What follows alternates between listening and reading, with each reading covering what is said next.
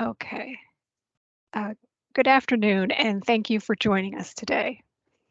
And welcome to the New Jersey Department of Environmental Protection's stakeholder meeting for New Jersey Administrative Code Title VII, Chapter 36, subchapters 25 and 26. And this is for the new rulemaking that we're working on in the Office of Transactions and Public Land Administration, or OTPLA for short, OTPLA. This meeting is geared toward our local government partners, and today is December 13th, 2022, and this meeting will take place from 2 p.m. to 5 p.m. And my name is Caroline Keefe, and I'm the Regulatory Officer within the Public Land Compliance section of the Office of Transactions and Public Land Administration, and I'm going to be your moderator today. Okay. We have a general disclaimer that we're going to review, and the information presented during this meeting is intended to facilitate discussion on various existing and potential regulatory mechanisms. No final agency decision regarding this information is expressed or implied. And just to let everyone know that this meeting is being recorded right now.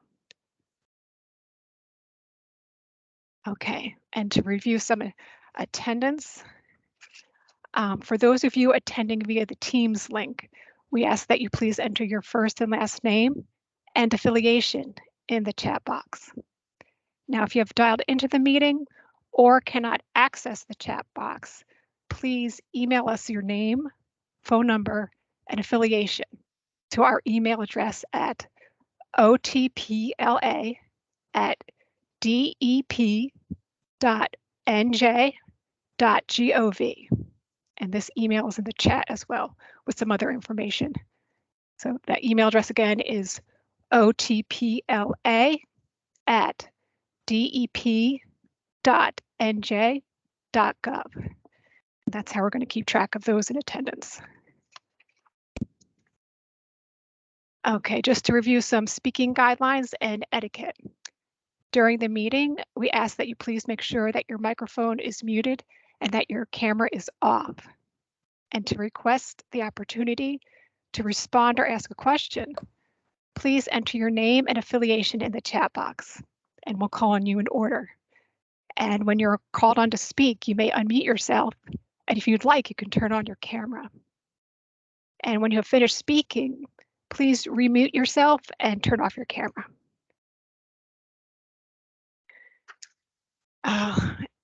Now for call-in attendees or those who cannot access the chat, we'll be taking time about halfway through the meeting and then again towards the end to provide an opportunity for these individuals to speak and offer comment. And to start off during the discussion, we're going to allot 3 minutes per speaker. And if time permits, we'll allot additional time for comments. If you're experiencing technical problems, please either ask for assistance in the chat or send an email to our email address, otpla@dep.nj.gov. And we have someone on standby who can assist. Just a reminder that all are welcome to submit written comments to us at any time at our email address, and just put rulemaking in the subject line. And we're also going to be taking a 10-minute break about halfway through the program. Okay, at this time, I'd like to introduce Judith N.J.A.C. Judith is the Assistant Director for the Office of Transactions and Public Land Administration. Judith will be leading this portion of the meeting, and I will continue to serve as moderator. And Judith, I yield the floor to you. Thanks, Caroline. Thanks everyone for joining us. We seem to have a pretty good turnout this afternoon. So some of you may know that we had a reorganization almost a year ago at this point. Until that time, Nancy Lawrence, who is also helping us moderate today, Caroline and I were part of the Green Acres program. And we and another section from Green Acres were pulled into this new office called Transactions and Public Land Administration. The purpose of the reorganization was to centralize certain functions, including legal review of contracts and grants, and legal oversight of both DEP-owned land and preserved land in which the department has an interest, such as Green Acres encumbered parkland. I'll warn you that you're probably not really going to be able to read the org chart all that well at this magnification, even if we enlarge it, but this is just an overview. So what some of you may have known in the past as the Bureau of Legal Services and Stewardship in the Green Acres program is now the Public Land Compliance section within the Office of Transactions and Public Land Administration. That's the center part of this chart. It's kind of a little pale orange buff color. And that's actually the section that's most directly responsible for the parts of the rules that we're talking about today. Nancy Lawrence is the manager of this section. Over on the left, where it says Public Land Administration, a little bit of a pale yellow color, some of you may know that section as having been the Office of Leases and Concessions in what was formerly the Office of the Assistant Commissioner for Natural and Historic Resources. That assistant commissionership no longer exists, and the Public Land Administration section is headed by Adria Wenzel. Over on the right, in the kind of pale purple color, is what we now know as our Legal and Transactional Operations section. This is essentially the Green Acres closing team. It's headed by Lauren Persida, who's an attorney, and our paralegals who help us handle our real estate closings. That section also handles contract and grant review as part of the new office. The new office is headed up by Rob Guzek, who I don't think is on the phone with us today. He is our director, and I'm as Caroline mentioned, I'm the assistant director. So again, the office was intended to bring a lot of functions related to administration of both the department's own land and other publicly preserved land into one place to ensure consistency of decision making, and to hopefully, over time, improve efficiency in how we respond to requests to use properties, both DEP owned and locally owned. So for purposes of the upcoming rulemaking, our team is our director, Rob Guzek, myself, Nancy Lawrence, and Caroline Keefe, our regulatory officer. So what we're here to talk about today is what right now is part of the Green Acres rules. Do you want me to go ahead in the slide? Yes, you can go to the next slide. Okay. Sorry. Sorry, I forgot we outlined the team on a slide. There we are. You can go to the next one after that. So the two subchapters that were on the title slide of the PowerPoint, 25 and 26, are right now part of the Green Acres rules. And if you go to the chat box where you've been entering your name and affiliation, at the very top of the chat, we provided some links. One is to the existing rules. One is to kind of a hot topics document that raises some discussion points. We also included our main email address and a link to the page where we are advertising future stakeholder meetings. So right now, subchapters 25 and 26 of the Green Acres rules apply to post-funding compliance requirements for towns, counties, and nonprofits who take Green Acres funding. Subchapter 25 outlines what our expectations are as far as managing property if you take Green Acres funding to acquire or develop it. These rules apply to both directly funded parkland and to what we call unfunded parkland, which is the other parks that you're required to put on your recreation and open space inventory as a condition of taking Green Acres funding. If you're a town or a county, that does not apply to nonprofits. Subchapter 26 is primarily what people know as our diversion application process. So for those occasions where someone wants us to request that we lift the Green Acres restriction from parkland, subchapter 26 has a pretty detailed process for how you can make that request. We last made substantive changes to these rules in 2005. And those of you who have attended the State Land Trust Conference and or other presentations that we've given have been hearing us say for a long time that we intend to update the rules. Well, the time is now. But with the new reorganization, we're going to pull subchapters 25 and 26 out of the Green Acres rules and put them in a new chapter specific to the new office. there may be other topics that we end up covering in those rules as well. So we're here today not to talk about how you can obtain Green Acres funding and what the process is for funding, but to talk about what happens, as I put it, after you have the ribbon cutting and hand out the big fake check. And Martha Sapp's office hands the files to Nancy and says, here, we did this great project and you need to keep track of it for all time to make sure that the property we help buy or develop stays as parkland. So we're here today to listen to those of you who've had experience with our post-funding requirements, to talk about what you like, what you don't like, what you think we should change. I know a little concern has been expressed over the hot topics that we've distributed. Those were intended to spur discussion, but to some degree, they reflect things that we get asked about on a regular basis and think we might have to address in the new rules. But I do want to put out there right up front that there was some reaction to the fact that we listed leases of parkland as a topic.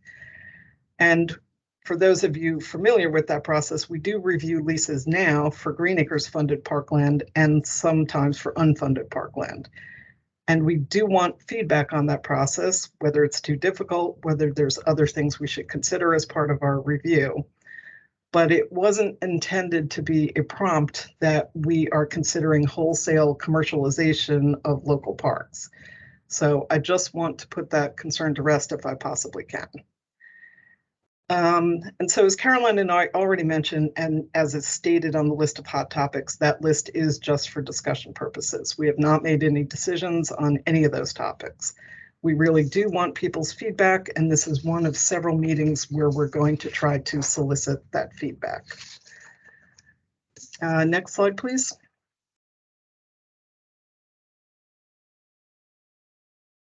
So some of this I just covered and some is just to reiterate as far as how we're going to conduct this meeting. At least initially, we're going to try to limit comments to 3 minutes, but we're here for the full 3 hours and we'll circle back and allow more time for comment if we possibly can. And as Caroline mentioned, after the session, if you have things you want to bring to our attention or you have comments you don't want to make today, just send us an email to that address at the bottom, otpla@dep.nj.gov. Please just put the word rulemaking in the subject line so we can sort through the emails more easily. And we'll be collecting written comment during this entire process before we actually hunker down and start doing some writing on the rules. Nancy and Caroline are going to moderate as far as the order that we call on people. I don't know that time is going to permit us to have a full-blown discussion about any of these topics. But if I feel like I can answer something quickly or there's any inaccuracies that I can dispel, I'll jump in and respond. I also, one more housekeeping thing, we are recording this session for those of you who might have joined us late. We will post the recording on the website. We already posted the recording of our previous stakeholder meeting on November 29th. You're welcome to go look at that. It just takes us a couple of days to run it through our IT person and make it publicly accessible. And for those of you who have asked about future meetings, we have tentative dates for 4 meetings in January, and we're possibly going to add a 5th. So the first meeting is going to be on January 11th in the morning and is going to be geared toward our nonprofit partners, which is what the November 29th meeting was. We're going to do another session on January 18th, which we will probably advertise as another session for local governments. And then the following week on January 24th and 26th, we're planning to do 2 sessions. One is probably going to focus on specific issues such as hunting and agriculture, and the other focusing on the diversion process. And then we'll probably do one last session the last week in January in the evening, so members of the public who have not been able to participate during the day can attend. If you go to the website that we posted in the chat, that's where you'll find the latest information about scheduling those meetings. And the link to dial into all the meetings is going to be the same as the one you used today. So you just need to check on our website for confirmation of the date and the time. So although we've tried to focus on different constituents on different days, all these meetings are open to the public, and we've set, as I said, we've set them up that the call-in information is identical. So with that, I think we can open up the floor to comment. And Judith, we had a couple last minute emails of folks who weren't able to join us today, and I just reminded them that this Thursday, December 15th, from 9 to 12, we're going to be holding a meeting just like this one for our local government partners too, for anyone who has to run out or wants to follow up this week. Yeah, I should also mention, please don't feel obligated to stay for the full 3 hours. We're fine with drop in, drop out after you've made your comment. We're not trying to have a captive audience here. So with that, I will let Caroline and Nancy decide who the first commenter is. And I did see that someone asked a question in the chat, but go ahead. Yeah, I think we have Tim Roteman from Wayne Township would like to hear the OPLA's thoughts and changes to restaurant food vendors and public spaces. If you could, also speak your question, or I can read it for you, whatever you're more comfortable with. If Mr. Roteman, if you're there, you could also ask your question directly. Well, I could probably go ahead. Oh. Go ahead, and then I will respond. Go ahead. Good afternoon. I was just hoping to hear your thoughts on it. That's all. Well, our thoughts are that we're really not that specific about those uses in the current rules, and we probably need to be more specific in the future rules. Excuse me, because certainly during the last 3 to 5 years, we've gotten a lot of requests from our funding partners to allow those types of uses because they're perceived as a source of revenue for the parks. I think traditionally where we most often saw restaurants was marinas and golf courses. I think the public pretty well accepts that a full service restaurant is kind of a necessary component for a marina or a golf course. And then beyond that, we would sometimes see those uses in existing buildings, particularly historic buildings. But more recently, we've gotten requests to build new buildings for the purpose of housing restaurants, and of course, food trucks are a hot topic as well. So we're struggling with where to draw the line, other than the fact that our perception is that food service should be an amenity for a park and not a destination in and of itself. There also are some constraints on commercial uses of parks that were purchased with tax-exempt bonds, which a lot of the Green Acres bonds over the years were. So there's some levels of review involved if we gave you tax-exempt bond money to buy a park and someone then wants to operate a commercial operation in it. And that's just not something we've ever addressed specifically in the rules. So we would welcome input on where we should draw that line. That we are struggling with that. That's why we put it on the list. A somewhat related issue is event space, that a lot of our park partners have empty buildings, historic barns, that kind of thing, that are potentially useful for event space, particularly weddings. And how do you kind of balance that with the public still having access to the park and not somebody operating their business on the park? And I see that Tim said, one of the reasons I ask, many of us have swimming facilities that also has concession stands. Parks and recreation professionals would argue these concessions are critical to the success of aquatic facilities. And I think we would agree that your traditional swimming pool has a snack bar and the kids don't want to go to a pool that doesn't have a snack bar. But if that snack bar morphs into a full service restaurant, that's where we're trying to figure out where we draw the line and what should be allowed. So again, the distinction we've made, but we haven't necessarily articulated in the rules all that well, is it an amenity for the park? Is it something that someone who goes to the park can say, oh, it might be nice to be able to get a sandwich while I'm here? Or is it a fancy restaurant where someone says, oh, I want to go to that fancy restaurant, and isn't it nice that it happens to be in the park? So we're trying to decide where that balance is.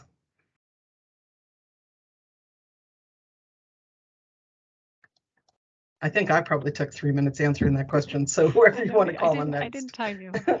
Okay, we have another individual who'd like to comment. I think they're writing. I think if possible, you can just put your name and your affiliation, and you can ask your comment or question. But I can read this off. This is Amy Green asking, please make it clear that deer management is an allowable practice on open space lands. It should not have to be demonstrated that it is a recreational activity.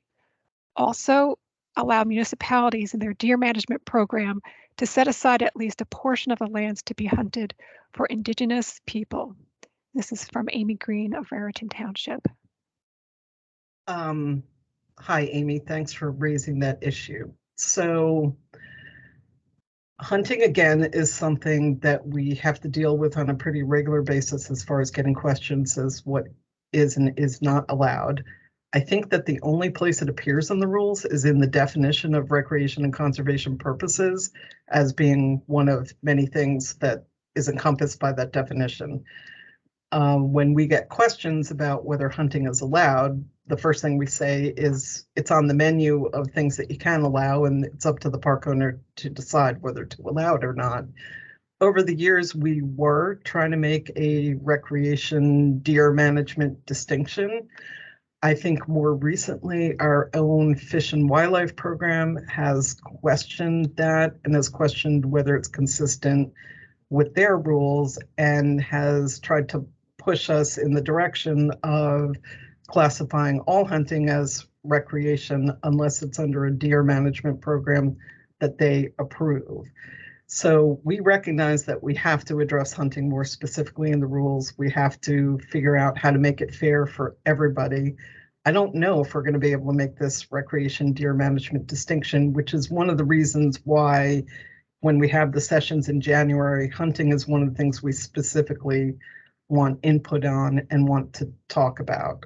So we will certainly make a note of your comment, but if you want to give us more detailed thoughts on that, feel free to send us an email or drop into one of the sessions in January. And we have to talk about this, but maybe we can even enlist somebody from Fish and Wildlife to attend that session so we can get their perspective as well. Thank you, Amy. So we have no one queuing up. Oh, she said thanks. Okay. If anyone else wants to speak, you can just write your name and affiliation in the chat and have your turn to speak. And you don't have to write out your question. You can. Yeah, you don't have to. You can speak to us. It's just in lieu of the hand raising, which is sometimes hard to keep track of. Oh, I think we do have a hand raise. Tom Bacino from Somerset County. Okay. Tom, I guess you could go. Followed by Beth Portakalis. Okay. Oh, I don't think I could hear you. I think Tom might be muted.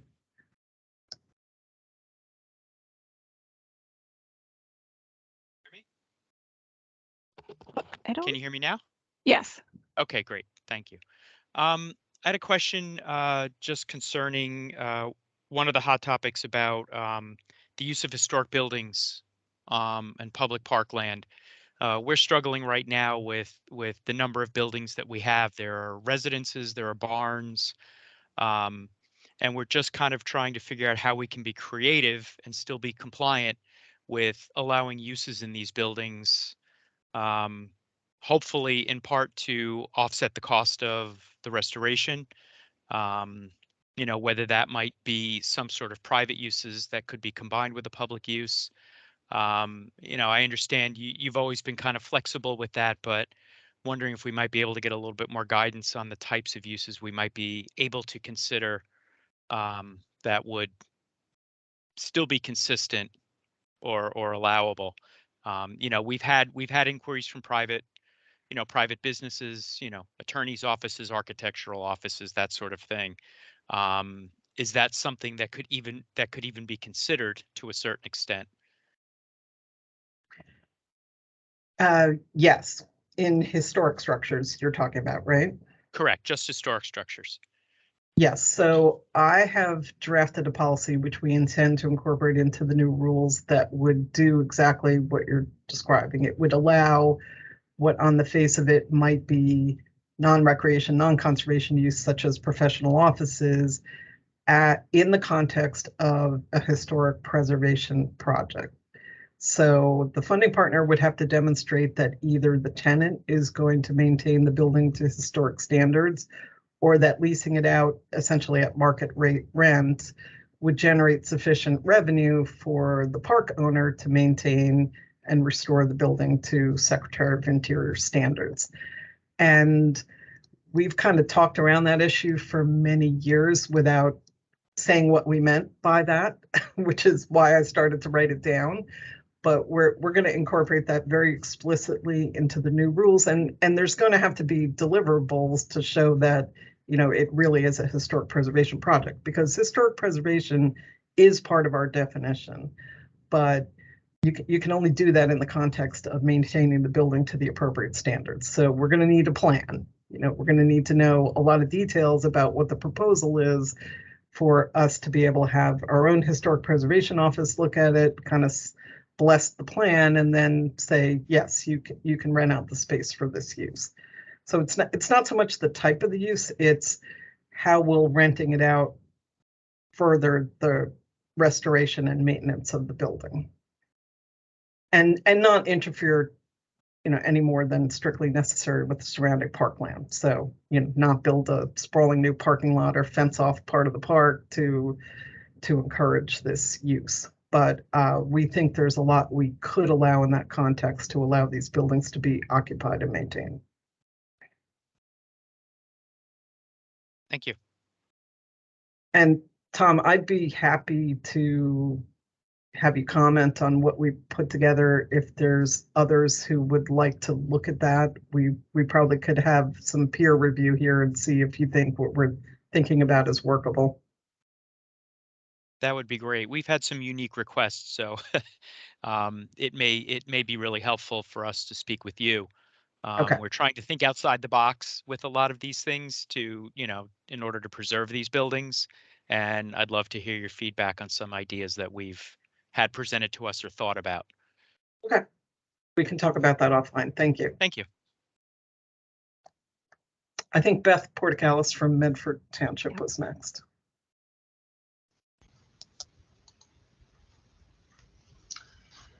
Hey Judith, how are you?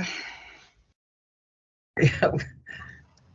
Well, I'll make a comment. You know, you certainly would understand how Medford would be supportive of changes to the diversion process. Ours, I'm sure, would have been quantified as a minor diversion, and the process is quite involved, timely, you know, the amount of time it took, and very expensive. So, you know, I think I can speak for the council and administration here that we'd be supportive of some changes to that if there was a minor diversion type of situation that could be quantified under the Green Acres rules. Kind of too late for us, but for anybody else who may, you know, be in a similar situation in the future. But I also just wanted to ask if you can expand a little bit upon what your thinking is for the fees. So for active recreation and the amount, you know, and the differential of the fees that a municipality, you know, can assess for groups who use the parks, be it for, you know, athletic programs or picnic pavilions and the like. Let me answer the first part first. So we did make a minor major distinction in the rules for the first time back in 2005, but hindsight being 2020, we realized that we did not make the minor process easy enough for it to be much of a meaningful distinction. So unfortunately, an applicant right now for a minor diversion has to do almost everything that a major applicant has to do minus one public hearing. So we realize we need to dial that back even further, but we were dipping our toe in the water of whether we could even make that distinction, whether that was going to upset people. I think we people seem to understand that there's certain small public projects that it's appropriate to not treat as harshly as full-blown diversions. Unfortunately, in the situation you're describing, which involved an inadvertent sale of some township-owned property, I don't know if we're ever going to classify that as minor because we're trying to discourage people from selling things without permission. So we can talk about whether it's appropriate to categorize that type of thing as minor, but at least under the current rules, it's automatically classified as major because it was done without the appropriate approvals. So that might be more of a leap to put those in the minor category, even if they involve small areas, but we're still open. We're open to comment on that. As far as fees, and Nancy, jump in on this if you'd like to, but our two guiding principles on fees are that they not be unreasonable and that non-residents, at least on Green Acres funded parkland, not be charged more than twice what residents are. So I don't know if you have a particular concern about residency, non-residency, or just an overall concern about fees, but we very often are not in a good position to judge fees unless someone complains to us about fees or we get a fee schedule and they're obviously really excessive. And Nancy has personally reviewed more fee schedules than I have, so maybe you want to comment on that for a moment. Not much more to say, than what you said, Judith. We don't want to see fees making parks only for the elite, for those that can afford it, especially funded parkland that was purchased with, resident of New Jersey funding. So we kind of have to keep a line, but I think Judith and I and other members of our section have talked about, we understand there is an expense to keeping parks. So maybe that needs to be looked at a little bit, but more times than not, it seems folks are trying to keep, like Judith mentioned, residents only, and that's how they kind of get around not putting up the sign that's residents only, but residents don't pay a fee and non-residents have to. That's by default exclusionary. So, but yeah, I do think that there needs to be a look at this and certainly share any comments and this goes for you, for everybody on the meeting today to what are these fees really for? Because I'm sure not all of them. There's lighting, there's maintenance. If you have turf, if you have irrigation, all of that stuff costs money, and we realize that. So give us something to work with, and we can certainly review that. Beth, did we reject any fee schedules, or you're just not sure what you're allowed to charge for? No, I mean, I'm quite familiar with the rules and, we adhere to the rules. I just was concerned. I think that what we have here, works well for us because we do have a resident rate. So we actually do charge a fee to the residents, and then, the rates are doubled for non-residents. We just are in a situation that one of our actually funded parks, it's a 100-acre facility, and it's basically turned into almost on par with a county park in terms of the usage. And, while the fees and stuff really don't so much reimburse the township, it's like the onus on other township services like police, fire, EMS, public works that, we're kind of grappling with. So we've actually kind of developed memorandums of understanding that these large-scale special events, those fees are like overtime costs are billed directly, to the park user. So be it they're a resident group or a non-resident entity, they're billed at the same rate. But I just wanted to make sure that, there wasn't, you weren't contemplating any substantial changes to that kind of fee arrangement. Honestly, fees were not really on my radar as something that we were going to mess with unless we got specific input to the contrary.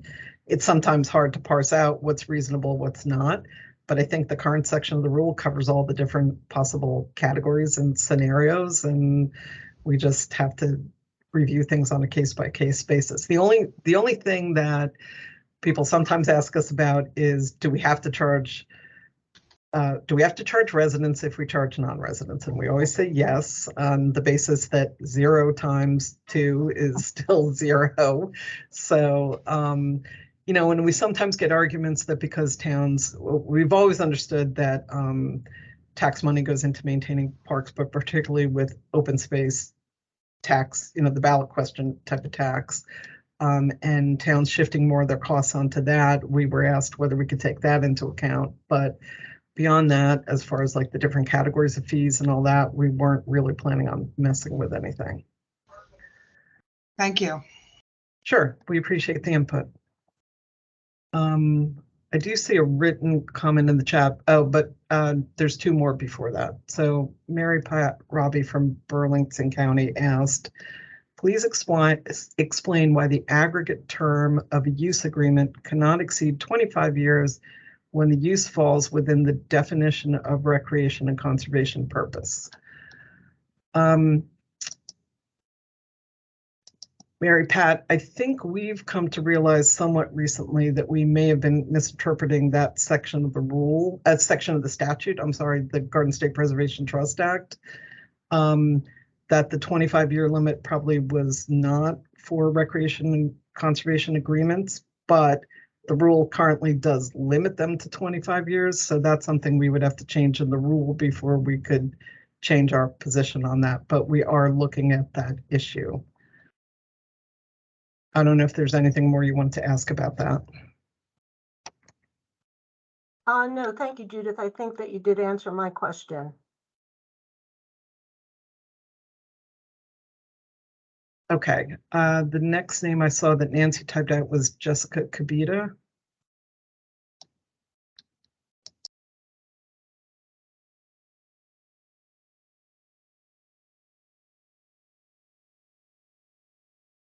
If you're calling in, I think there's an option on the call in to unmute yourself. If you're attending via Teams, you can just unmute and put your camera on if you want.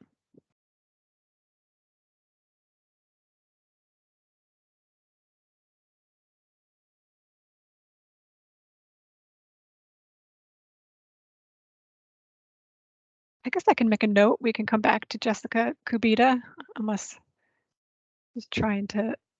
Yeah, I'm actually not seeing her in the list, so we might have to circle back to her. No, Okay. I'm here. I'm here. There she is. Okay. Sorry, Okay. sorry about that. I have technical difficulties. I guess, I work for Monmouth County, but I'm not speaking officially on behalf of Monmouth County. I want to just start a dialogue about the stuff that I have experienced in doing the amendments and the diversions that we've done here for road and bridge projects. So really just throwing this out there at this point. And so one of the questions was the definition of compelling public need and significant public benefit. I think that, it's my personal opinion. And again, it's not an official Monmouth County opinion, that N.J.A.C should expand what's considered a compelling public need and maybe simplify and clarify the definition of significant public benefit. It would be great if you can consider more than just what's offered to the park system, and maybe consider the local government agencies' infrastructure like road and bridge projects as a compelling public need and a significant public benefit. I don't know if you want to address that, or just leave it out there. Well, a couple of things about that. I do think from time to time we hear people suggest to us that we should tighten up those definitions. So I appreciate the perspective that maybe we should be more expansive. I also do think that, although it might not be obvious from how that's worded, that for the most part, we take at face value that road and bridge projects have a public need associated with them and a public benefit, and that what we tend to focus on in those cases is alternatives. Does it have to be on parkland? Right. So, it might seem like we're being harsh in our analysis on those projects, but it's more from the perspective of, does it have to be on the park? Because, just your typical road expansion road widening, you'll have the park on one side and you'll have residences on the other side. And we, of course, say, why can't you go on the residential side of the road? And the residents say, why can't you go on the park side? So Right. that's where I think the rub is on those projects. But I don't think that there's really ever serious discussion or serious disagreement that a road or a bridge project has a public need or a public benefit associated with it, but we could be more explicit about that. No, and I understand your purpose and the way that you word things, and being an environmental scientist in the engineering world, I see both sides. So I'm just putting that out there. So the other thing, in my experience, I mean, this is very simple. The public noticing, at this point, there's the requirements to have so much paper that, that it kills me. It seems so wasteful. I don't think people read the newspaper anymore. So, noticing in the newspaper, having paper copies at Green Acres, at the county, 2 places in the municipality. I literally put out, the sign-in sheets, and not one person has ever gone and looked at my applications. Maybe if we can like reduce the paperwork, because these applications are gigantic. So maybe if we could just make it available electronically on the county's website or the municipal website, or even just announce it at a municipal meeting or a county commissioners meeting, uh, to have it available, but not to have all of this paperwork. I think it's just burdensome and expensive, costly, and So whatnot. we agree. You don't Okay. have to convince us on that. So a couple things. We're definitely cutting out the display ad requirement. I think that's somewhat anachronistic at this point, that people generally are not going to see a display ad in a paper copy of a newspaper. We're a little bit torn on legal notices, because I think every time the legislature tries to get rid of legal notices, the newspaper lobby rises up in revolt because it's a revenue source, and towns and counties are used to having to advertise what they do through legal notices. So I don't know if we're going to be able to cut that out entirely, but if we could, I probably would. We did these rules so long ago that right now the rule says that you should post notice of the application or the public hearing on the website if you have one. So obviously times have changed. And so we definitely want to head more in the direction of online notices. I think we're even considering whether the 200-foot notification that we currently require for some actions is really a useful form of notification for something happening in the middle of a park. So all of that is up for discussion. We're also moving in the direction of trying to figure out how to accept applications electronically. We don't want the paper anymore either. And I do have a note in the margin of my copy of the rules to figure out whether the posting, the deposit of the copies with the clerk in the library should still be done. I think we Yeah. always have to be conscious of the small sliver of the population that might not have internet access or might not be comfortable looking at an electronic copy, although I think that that's dwindling over time. So No, I agree. And you know what? I thought about that too, because I would actually leave it in the library more than the municipal building, because if there is somebody who doesn't feel comfortable with, going exactly. into, right. So it's more comfortable in the library. The Right. Some notifications that, citizens find having to ask a clerk for information intimidating, which is yes. why we specified the library. Right, right, right. And I agree with that. And then the 200-foot notice, I've sent them out for not just for Green Acres, but they get sent back for whatever reason. So, as ridiculous as it sounds, because I'm going to like laugh about this, those giant signs that you make us put up, those at the front of the park, they actually might target the appropriate population, excuse me, more so than just sending random mailings to people who just live in 200 feet of this. So That was the intention, that the signs were the best way to reach people who actually use the park on a regular basis, yeah, or who live nearby and drive by it. They get your attention that something's about to happen. So yeah, I've I'm always glad to put hear my that, and that was the intention. Yeah, and quite frankly, I made it a point to put my name, my title, environmental scientist, and my number and my direct extension, so that people feel comfortable that it's not just some government agency out there doing something wonky, but hey, here's a human being that I can reach out to. And quite frankly, still, I have never gotten a phone call. So Now, and this is so really helpful. This is what we're looking for, is your real world experience with the requirements to figure out what we can streamline and what we shouldn't. But yeah. I do want to assure you that the public notices are something we're really looking to cut down as much as possible. And the notifications to the other agencies within the town or the county, the Environmental Commission and all that, we will certainly specify that those can be electronic if we retain them.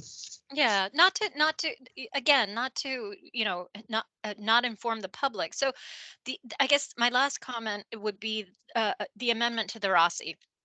So I only did one once, and it was in Middletown. And basically,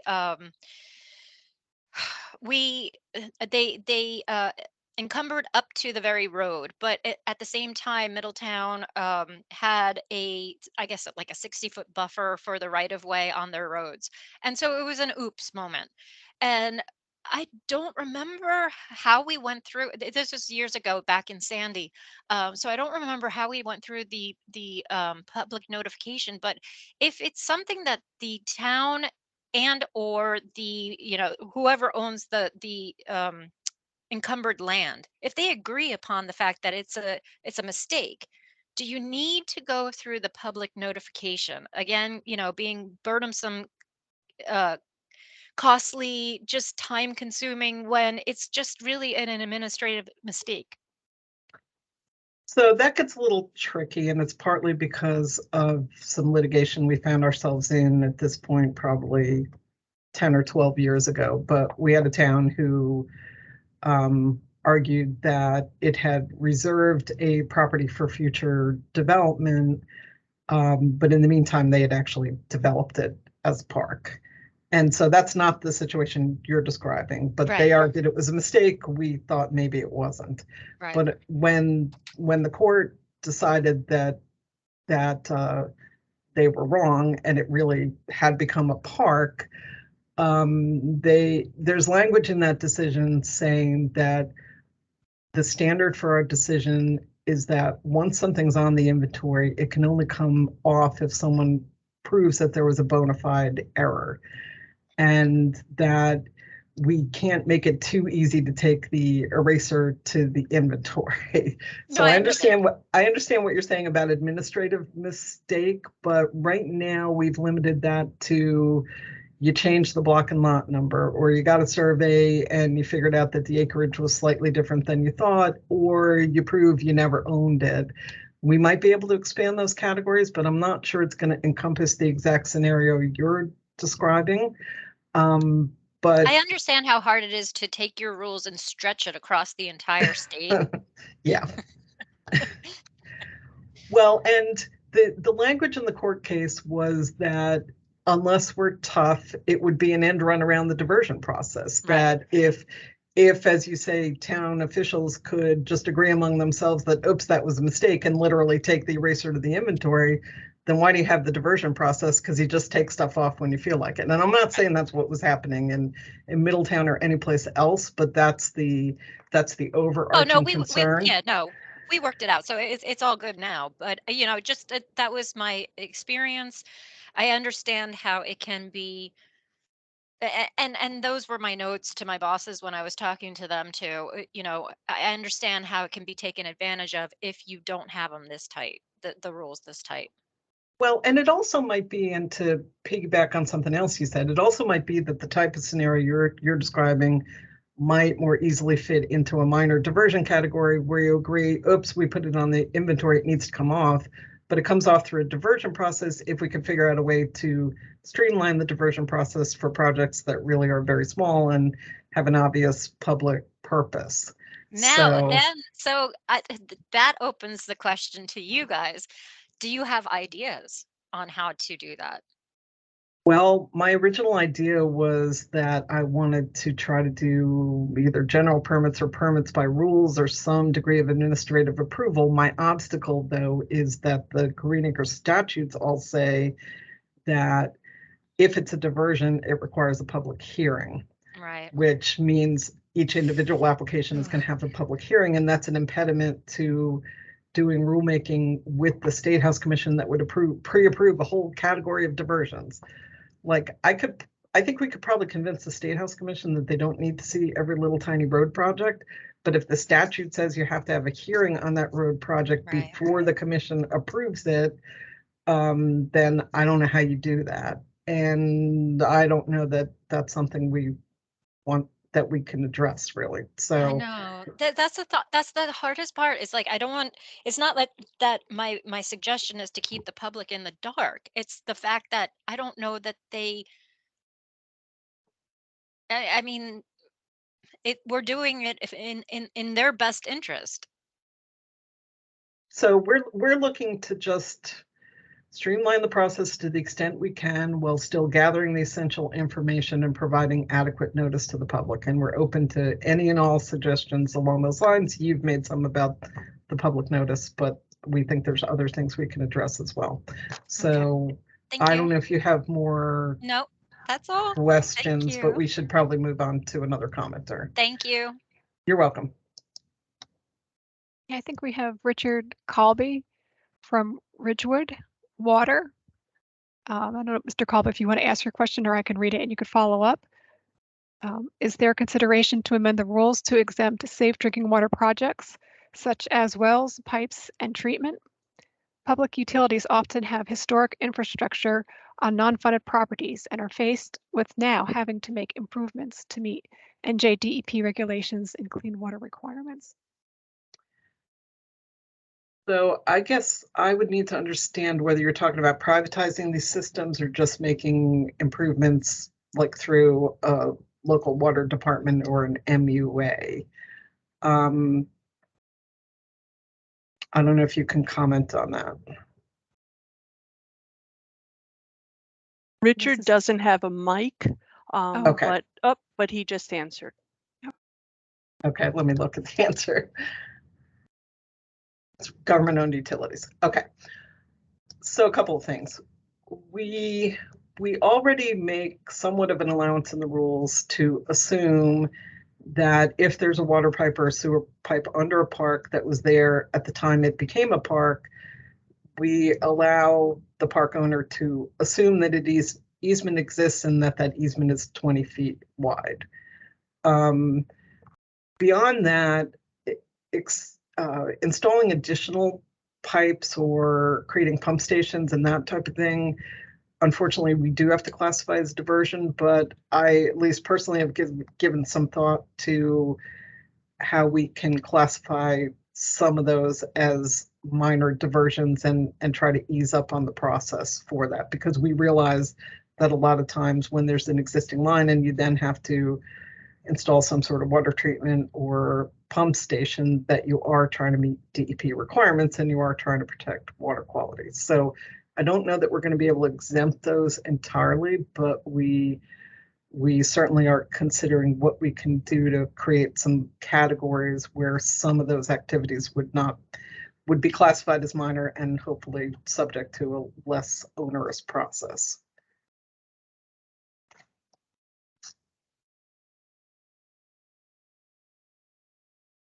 Okay, and Richard says thank you. You're welcome.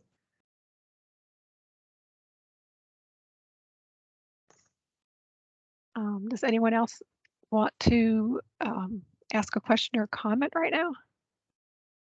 I think we have another hand up. It's someone who's commented before, but we can take that and see if anybody else wants to comment after that. Small scale solar. Okay, so similar to the policy that I mentioned on use of historic structures, we have considered a policy for small scale solar projects as far as whether there's possibly a category of projects that could be located on parkland without calling them a diversion, that would not involve any tree clearing or interruption of anything that's happening on the park, and potentially generate at least a little revenue to help with the upkeep of the park while supporting statewide goals for renewable energy. I think we've always felt that solar on the rooftops or on parking lots in parks could be justified as part of the utility infrastructure for the park. But the question is whether to kind of go a step beyond. And if you just, for example, have a county park with large open mowed lawn areas, whether there might be areas that could be devoted to small scale solar and be classified as being in support of the park rather than a diversion. So we are considering that as a policy. And it's something, you know, our administration, I think, does support. Our office reports to the Deputy Commissioner, Sean Moriarty. He actually used to work in Green Acres at an earlier point in his DEP career. He's aware of this policy, and he does support us looking at that issue.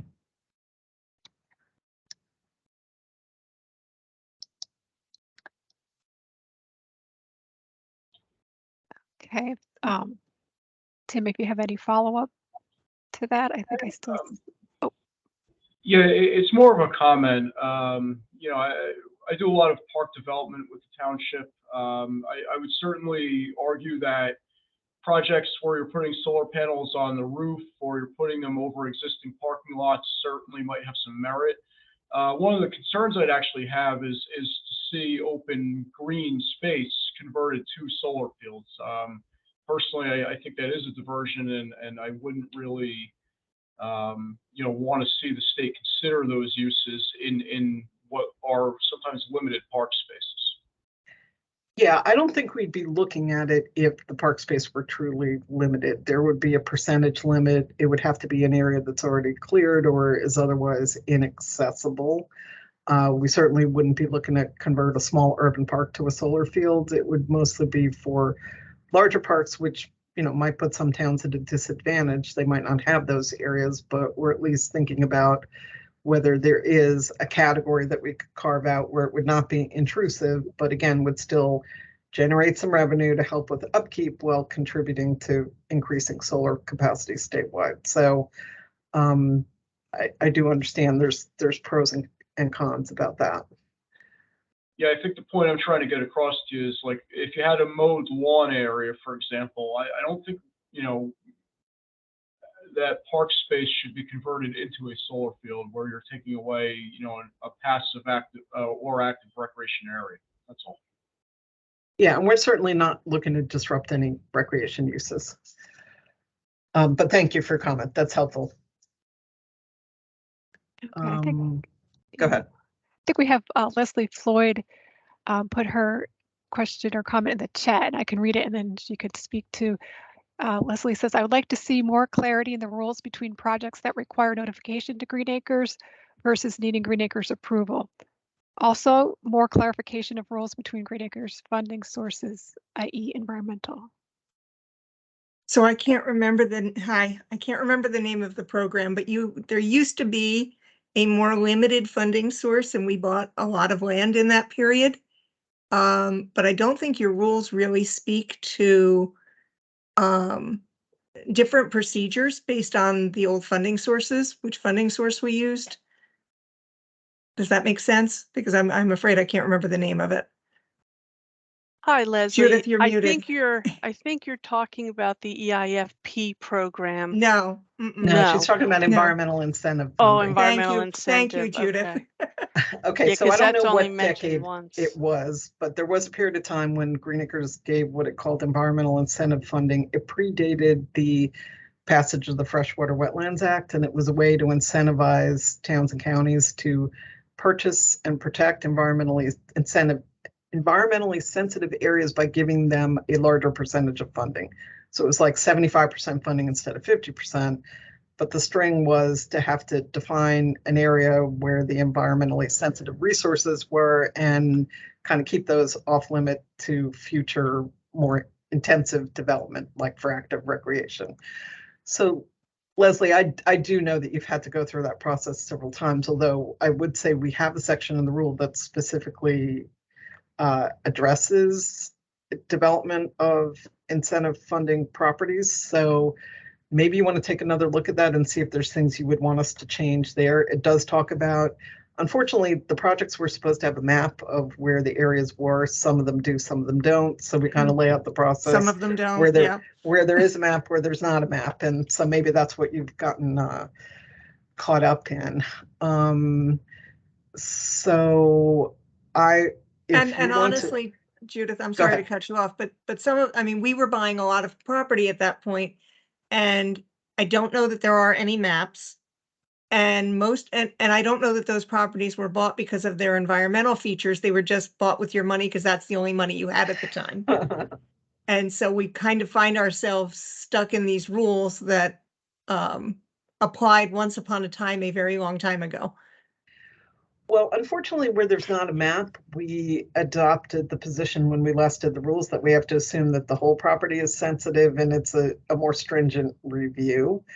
I think we'd be open to suggestion about whether we could agree on a map now, and about whether there maybe are a few other types of activities that we could exempt, because I know you're not trying to turn these into ball fields. You're trying to do trails and other things.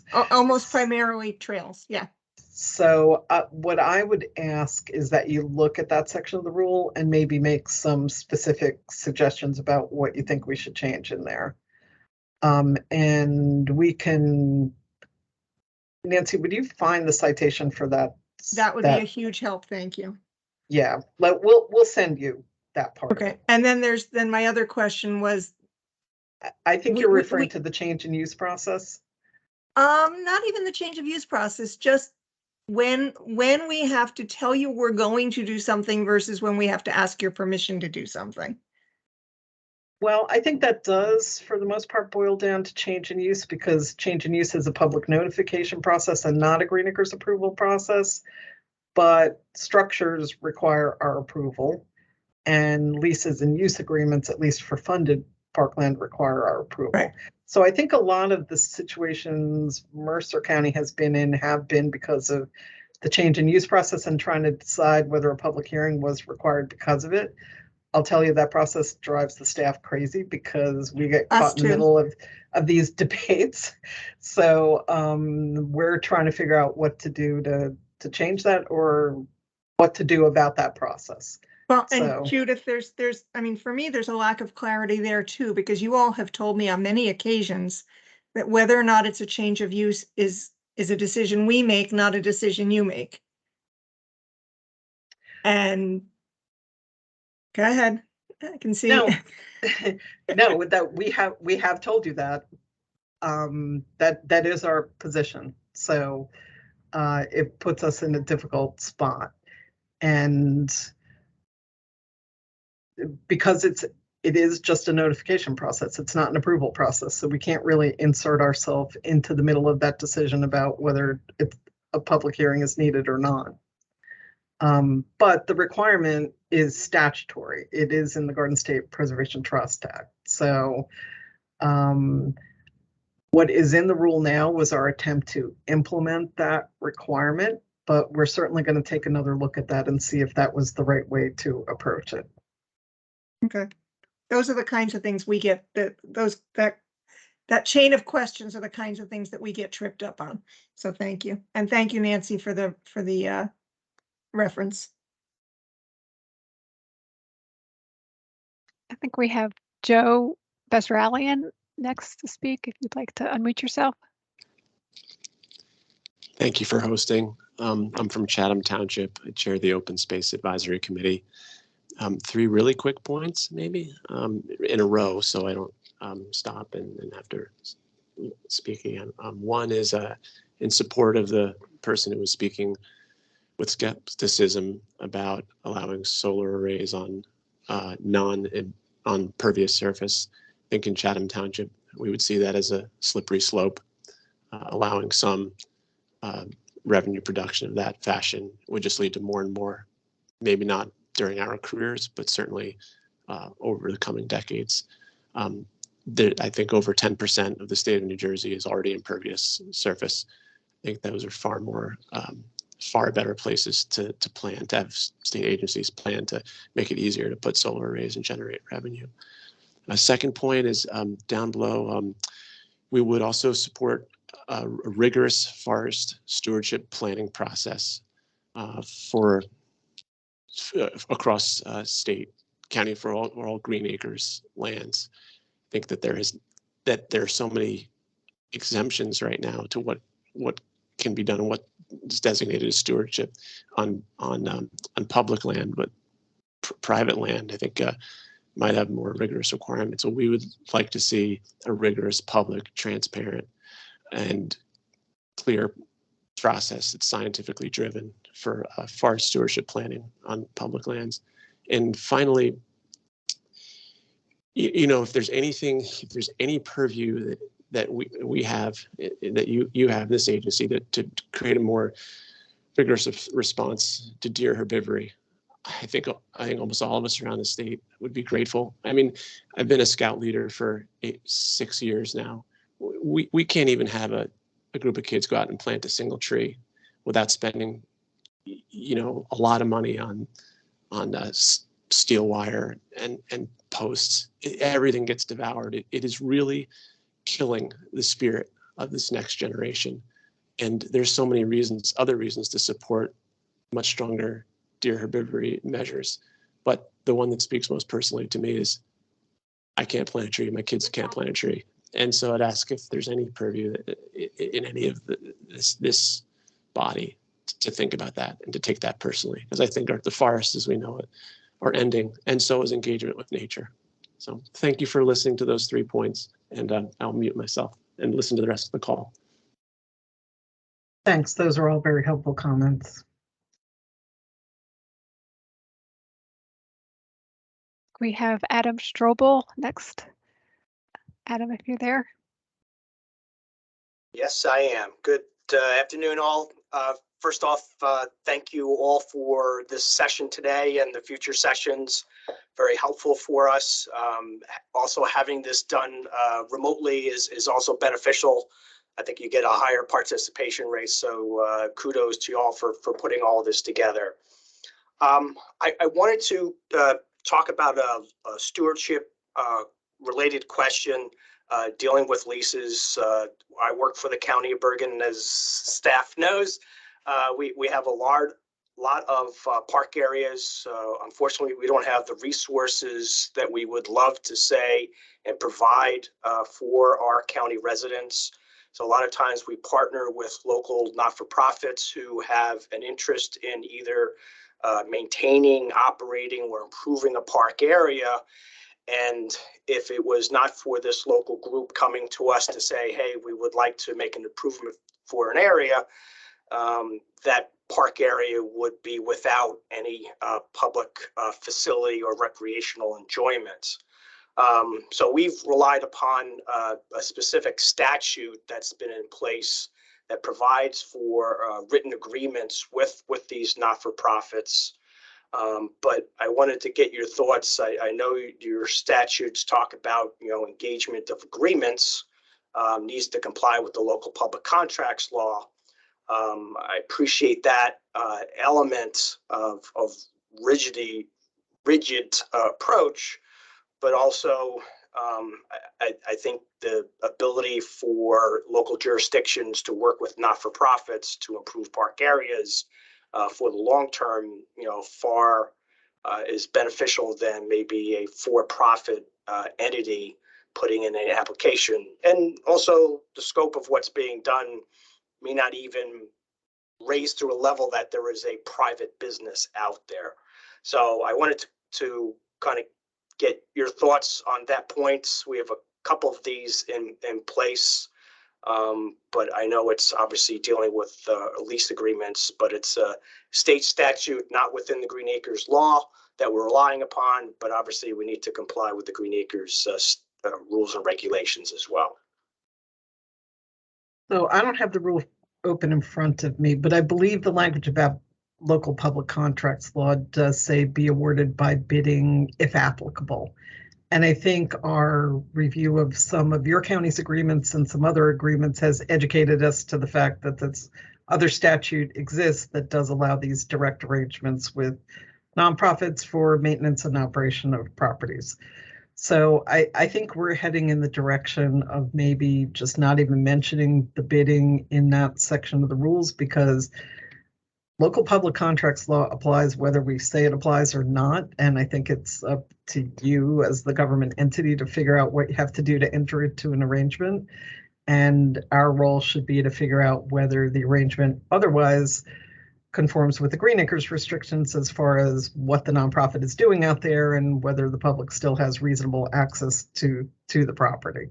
So I think we're going to take ourselves out of the bidding business, because 99% of the time people are arguing to us that it's exempt from bidding. So I'm not sure that analysis is worth our time most of the time, and it's something that you have to do anyway. Of public bidding. Yeah, if it applies. I mean, that's kind of up to your county council to figure out, not up to us. Okay, appreciate that. I just have another follow-up question. I know we've talked about CSAs.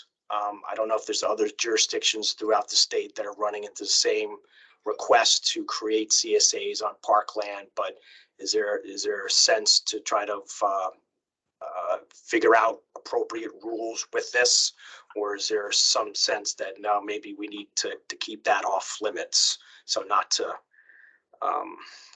invite major issues going forward? I think we're open to discussion on that topic. Surprisingly, back in the fall, when we had a little bit of a discussion with a couple of nonprofits, we raised that issue with them to take their temperature about how they felt about CSAs on parkland, and they didn't seem to have much of an awareness of what we're talking about. So we didn't get much input from them back then. I think CSAs potentially fall somewhere on the spectrum between community gardens, which nobody has a problem with unless they're fenced off and the public is excluded, and your traditional farmer out in the field. You could potentially perceive the CSA as that in between of, it's almost like a community garden, but someone else is doing the farming for you. I think the danger is just when it becomes the business being operated exclusively on parkland. That's where we have a problem.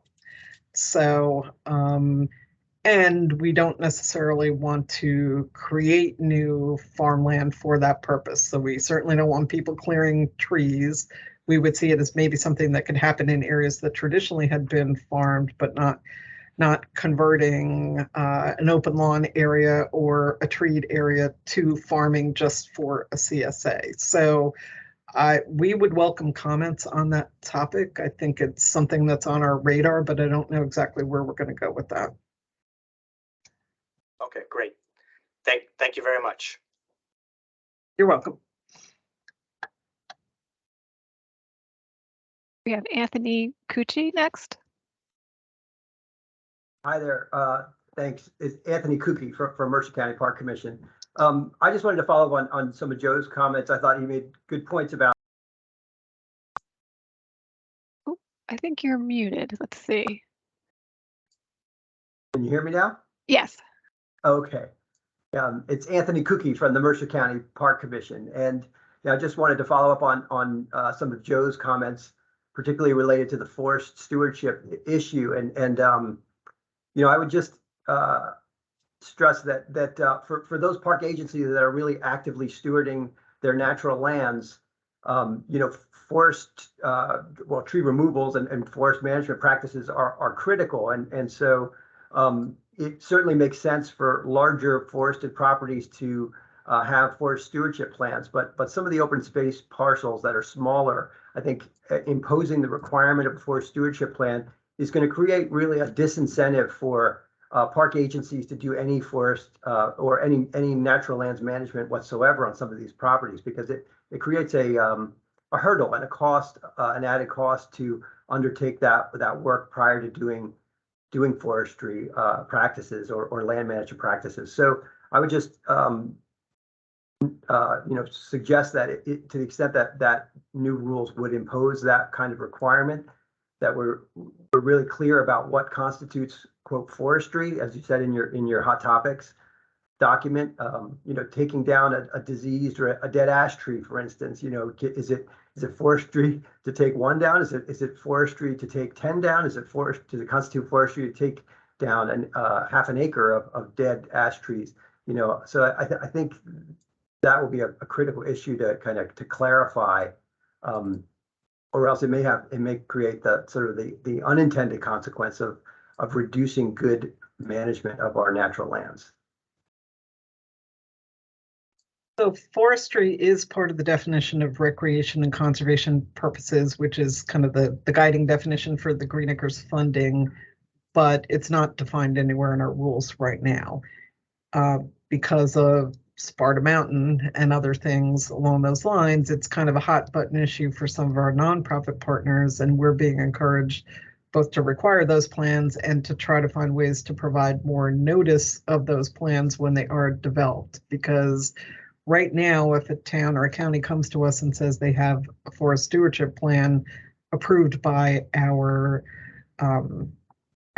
division of forestry, or whatever they're calling themselves right now, we say, okay, it's an approved forestry plan. That's forestry for us. That's good. But people don't necessarily know that the plan was developed and proposed and approved until the chainsaw is out there starting the removal for whatever activity was approved under the plan. And that's become a problem in a couple of locations. So we're being encouraged to go in the opposite direction of what you're describing. So it's helpful to hear what you're saying, although I think some of what you're saying could be accommodated in just being more specific about the dead ash trees and some of those kind of day-to-day management issues.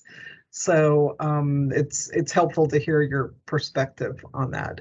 I mean, it's going to be difficult for us to get too involved in the plan process, but we might, where we could potentially have control is specifying the type of plan that would have to happen. So it's helpful to hear your perspective on that. Yeah, I mean, I understand that the larger issues and the challenges. I just would hate for new, more stringent requirements to have an unintended impact on some of these smaller practices. But thanks.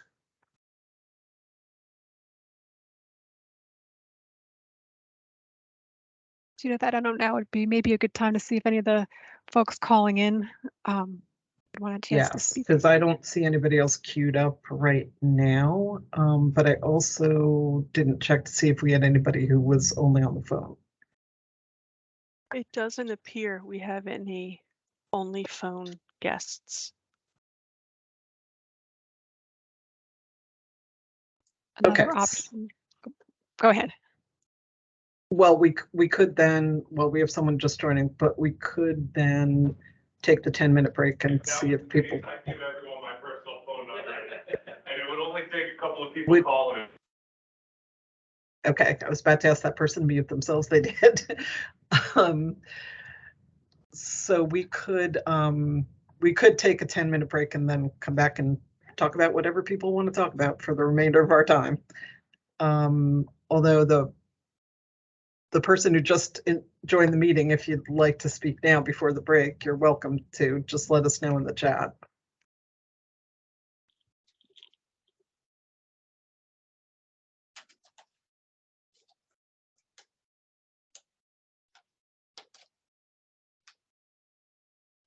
Okay, I'm not seeing anything in the chat this moment. So we're going to take a 10-minute break. We'll resume at 3:30.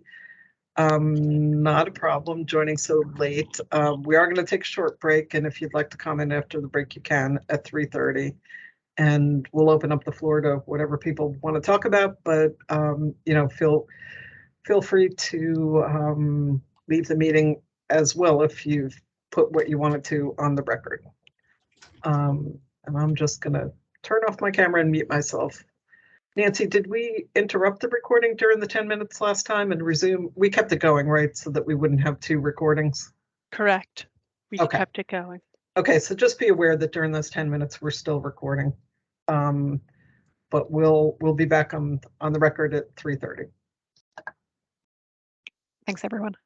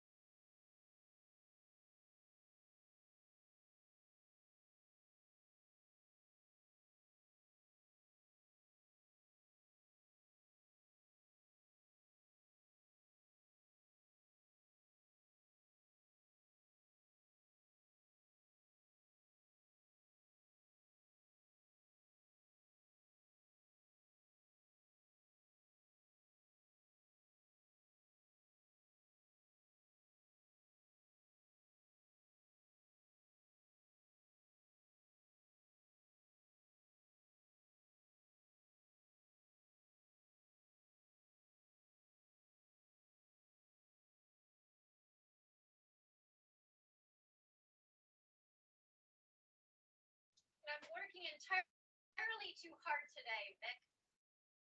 Tell me to stop it.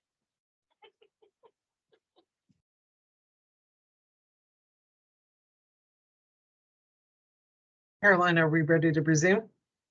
I think so. And we have a guest just hopped on during the break, Edward Hill. So if you'd like to speak, we're asking folks to put your name and affiliation in the chat and we'll call on you to speak. I think Dr. DeVito just offered a comment in the chat during the break.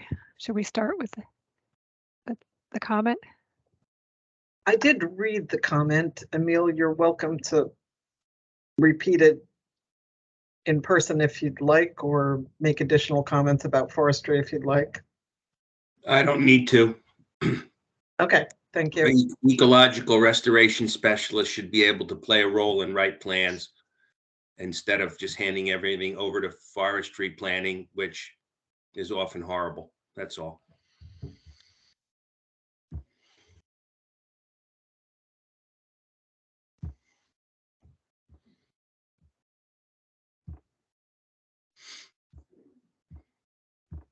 Okay, I thought I saw someone raise their hand, but then I'm not sure. And we still have about 45 people on the phone, and I recognize some names as normally being a chatty bunch. So if there's anything on the list you want to talk to us about, or just, you know, based on your past experience with the diversion process or other aspects of the rules, now's your opportunity.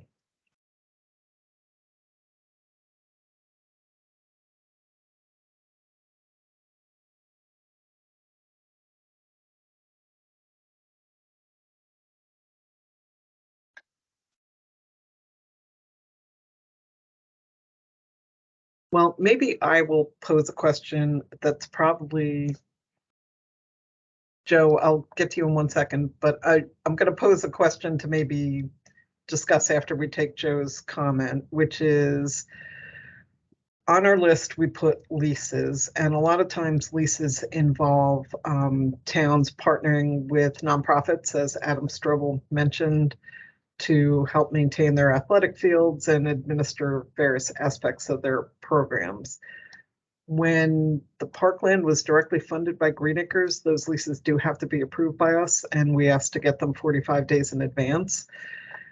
That seems to be a burden for a lot of local governments. We tend to not get the leases in a timely fashion, and I'm just trying to understand better how that process normally works at the local level. Do you solicit proposals for these nonprofit partners? Do they approach you? How can we set this up that we have the time we need to review these arrangements without interfering with what you're trying to accomplish? So that's a discussion point for after we take Joe's comment. Go ahead. Oh, thank you. You had asked about the diversion process as one of the topics. No, I don't have any specialized knowledge to offer, but what I can say is, as chairing the open space committee of my town, the first reflexive statement of anybody when needing to find land for any purpose is, why can't we just divert some of the Green Acres land? So my only comment would be to be extremely cautious, limited, clear, and narrow in how, if any, changes are made to that process. What may make sense from an administrative standpoint may open up can of worms and problems with the public.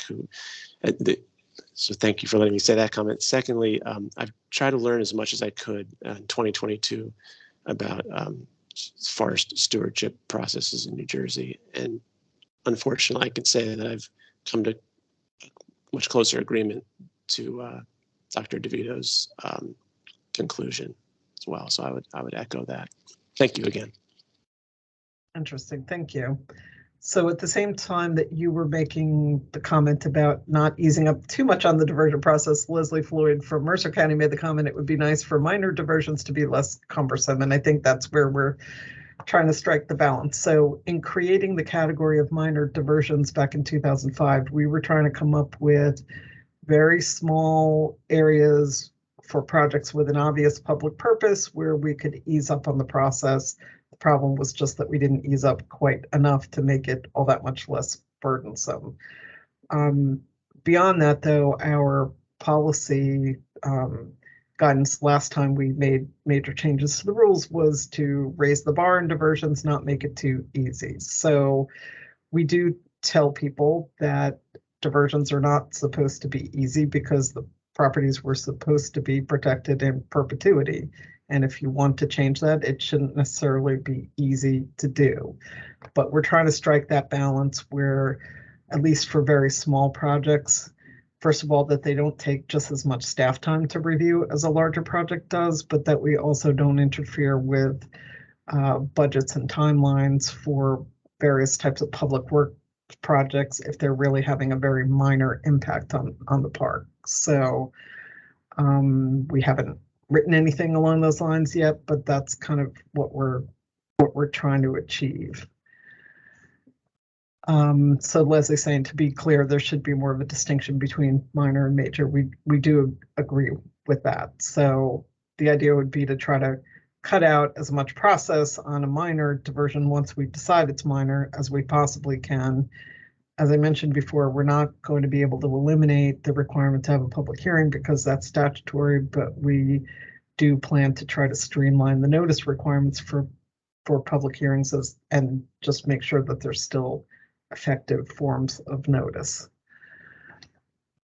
I do see a hand up. Oh, it's still Joe's.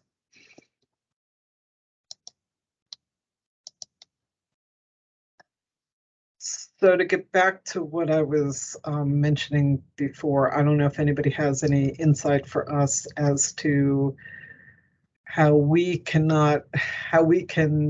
not feel perpetually like we're holding you up when you try to enter into leases for parkland through our review process. I don't know if it's just a function of there's never enough time, or whether there's a way for us to be informed about these things or involved earlier, so that we're not holding up what you're trying to do in engaging partners to manage your lands.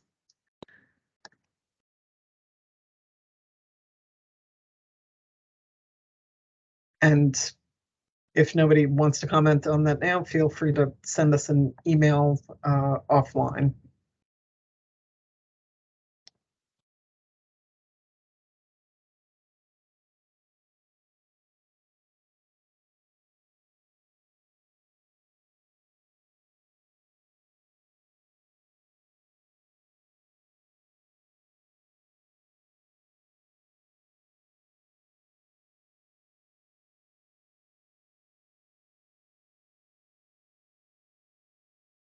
Okay, I think what we did last time when we had our first meeting with the nonprofits was we did reach a point where we had accepted all the comments that people wanted to make, but we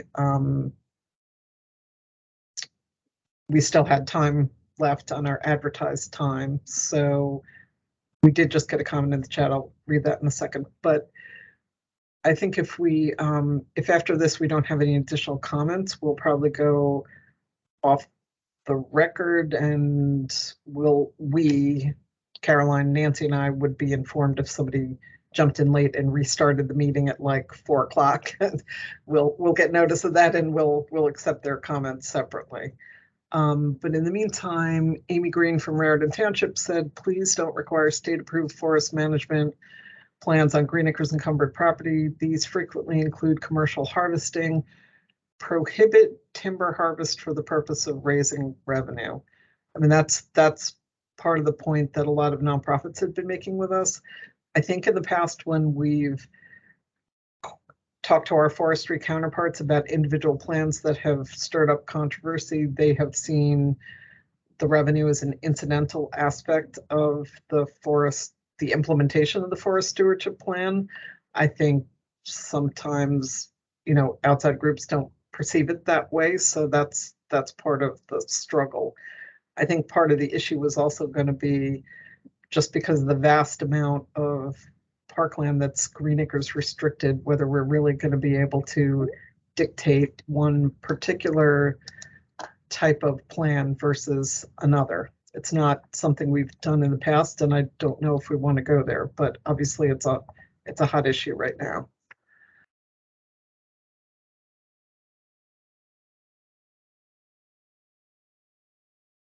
We just had another guest join us, and if you'd like to comment, just put your name and affiliation in the chat, or I have a long speaker line right now, so you can start speaking if you'd like.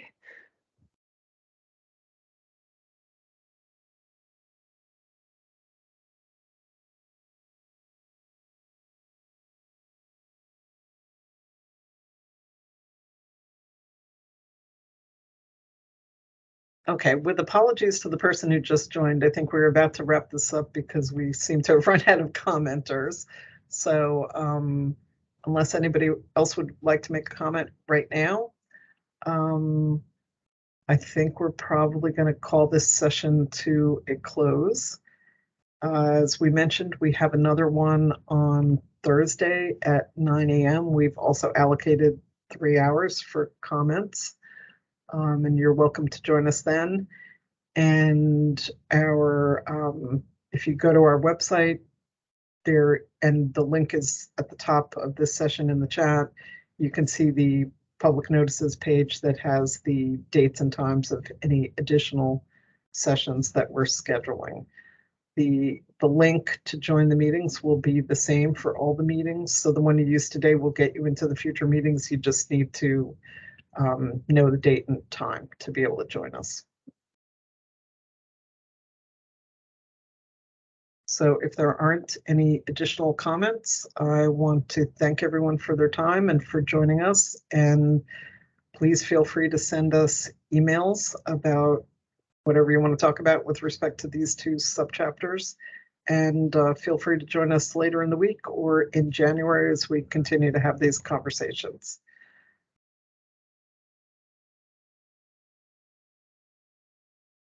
Okay, I think we'll stop recording. One moment here. Got it.